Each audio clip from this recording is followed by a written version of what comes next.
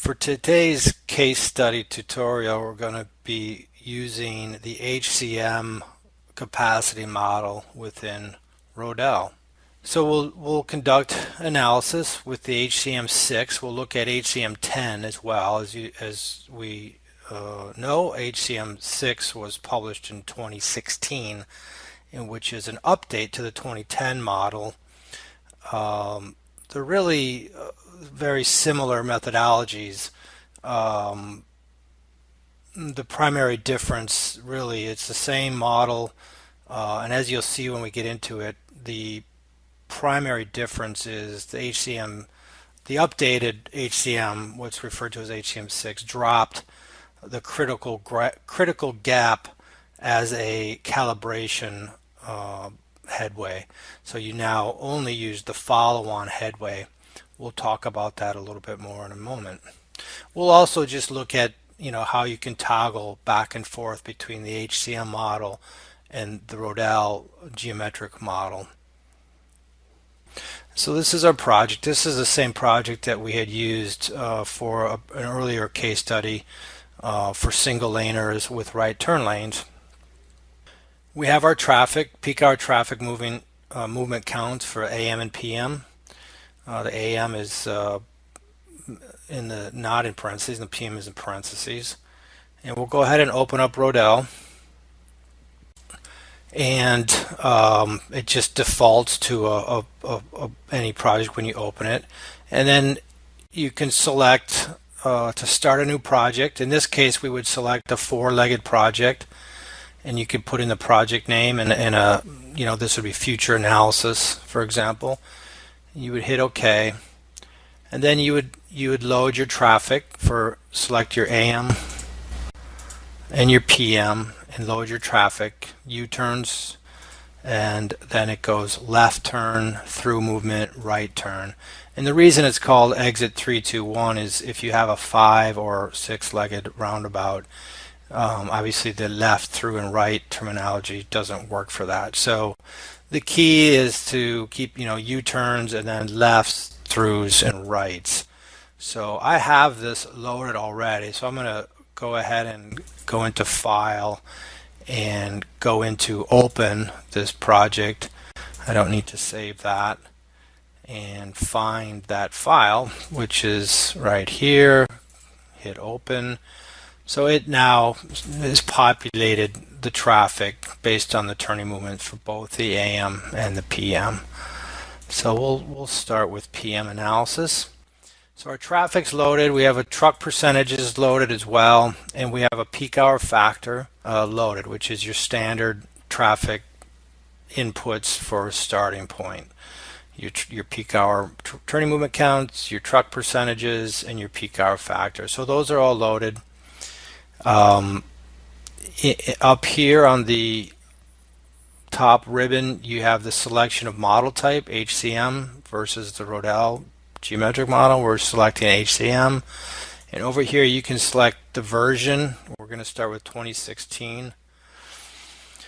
And so with that, and as we had learned with our single lane, I like to start with a single lane roundabout. So we have our approach geometry. Is it a single lane road or a two-lane road? And often I'll just start with a single lane roundabout, irrespective of if it's one or two lanes, just to get a feel for what I might need for laneage to meet our operational objectives. So I'm going to hit Run,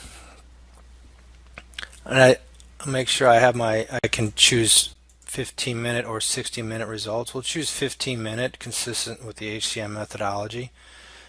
And as I can see my north leg or my southbound entry, as I look at the output on the bottom of the page here, bottom of the screen, my north leg or the southbound entry, leg 1, gives me my flow rate, the opposing rate, my capacity, VC ratio, and then delay, and the 95% Q output, and the level of service based on the unsignalized level of service threshold. So as I look at that, I can see like one as a single laner is gives me 17 seconds of delay. I often like to look at the delay more so than focusing just on the letter grade of the level of service. The west leg shows 13 and a half seconds. The south leg, or the northbound entry, is 118.5 seconds of delay. So that's a level service F. And then the east leg, or the westbound, is giving 32, we'll call it 32 seconds delay, which corresponds to a level service D. And you can see the queuing. The 95% queue is corresponds, with that delay typically. So um, uh, what we'd like to do is improve upon. One thing I will do is I have my traffic. I have a single lane roundabout selected with a single lane entering, circulating, and exits here in the number of lanes. So I'm going to check my AM hour as well and see what we have there. And so may have different truck percentages. You likely often have a different peak hour factor. So we have a lower peak hour factor for the AM, and that's at 0.9. And as we look at our output, you can see our VC ratio and our delays, our queuing, and our level of service. So in the morning, there's a predominant movement southbound, and in the evening, it's coming back northbound.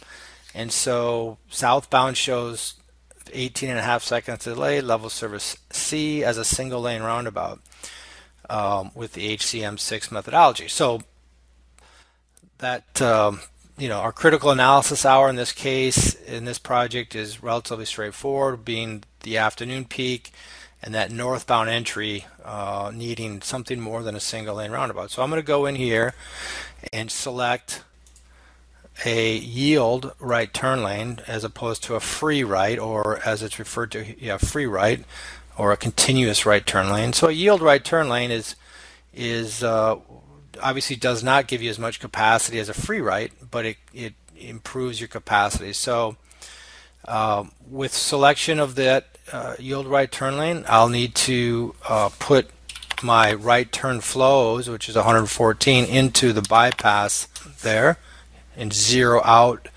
the right turners there. I hit run, and you can see that the output, we have the heavy movement northbound is nearly 198 lefts and 728 throughs. So we're placing 728 plus 198 on a single left through lane and the 114 in the right turn yield bypass lane. We can see our results for both the left through lane at 69 seconds of delay, so it went down from 118 seconds to 70 seconds, and our bypass is giving level service A, but we're still at 70 seconds of delay for the through movement, which is in most cases not typically acceptable.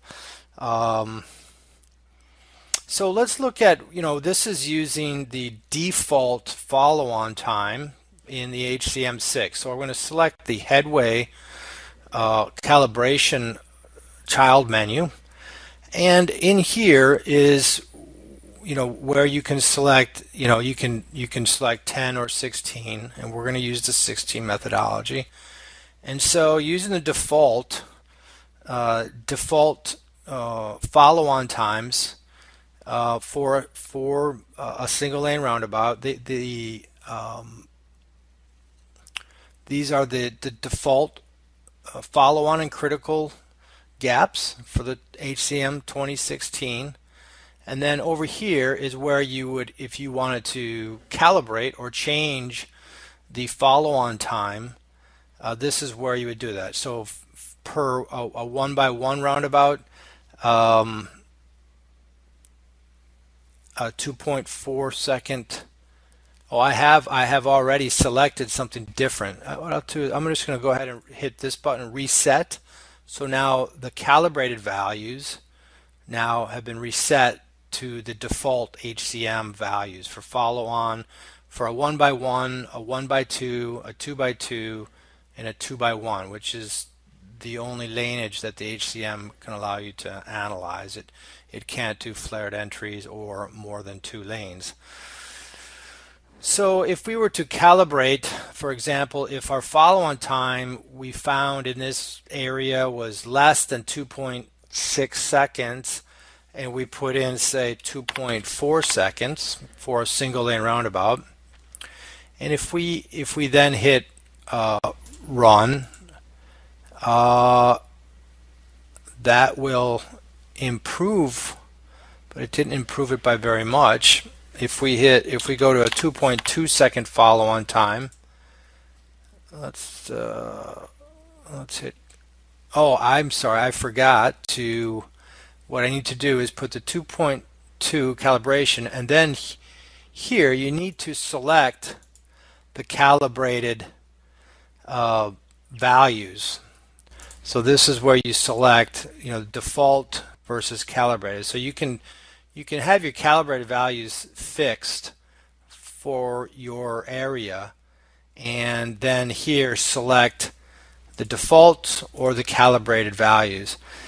In addition, Rodel also has allowed you to, the follow-on time does affect, the HCM6 methodology found it didn't affect it much, so they didn't adjust the critical gap, but Rodel allows you to allow for that critical gap to be adjusted as per the actual mathematical model.